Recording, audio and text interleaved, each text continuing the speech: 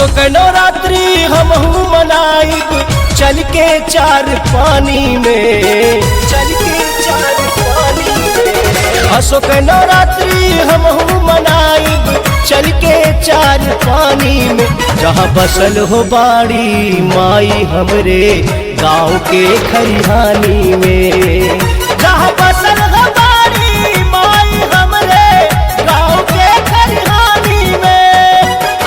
गौआ के लोगवा दिल से पूजेले माई महारानी के, जहाँ बसल हो बानी माई हमरे गाँव के खरिहानी में, जहाँ बसल हो बानी माई हमरे गाँव के खरिहानी में।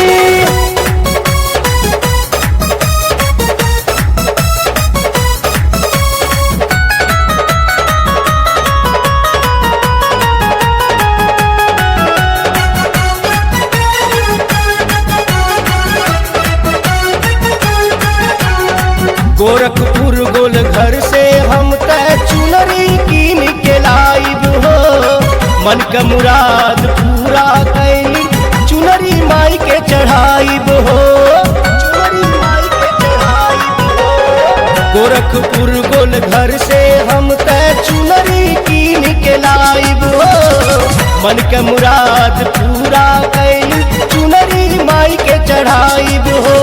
माई सबके करेली निवारण, केहू के कोनो रहे परेशानी में। सह बसल हो बाड़ी माई हमरे गाँव के खरिहानी में, जहाँ बसल हो बाड़ी माई हमरे गाँव के खरिहानी में।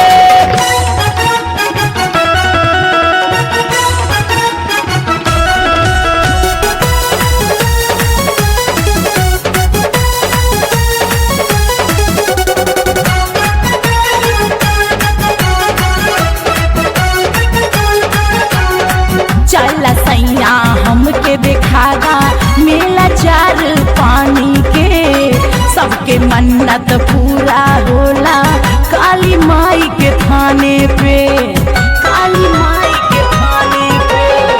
चल सैया हमके दिखागा मेला चार पानी के, सबके मन्नत पूरा होला काली माई के थाने पे।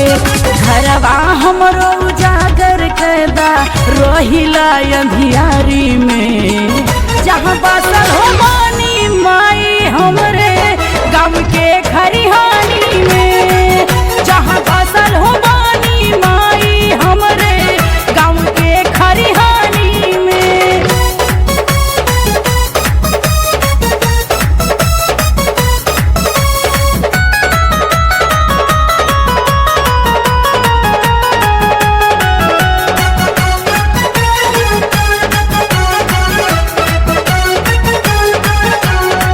बड़ा आस लगैले बाड़े तोह पे दिनेश भगत हो, गौवा जवार के खुश रखिया दूर करिया माई कलेश हो, करिया माई कलेश हो। बड़ा आस लगैले बाड़े तोह पे दिनेश भगत हो, गौवा जवार के खुश रखिया दूर करिया माई कलेश हो। सबका रसरा तोहरा पे बाटे रखिया अपने दुआरा दलानी में, जहाँ बसल हो बाड़ी माई हमरे गाँव के खरिहानी में।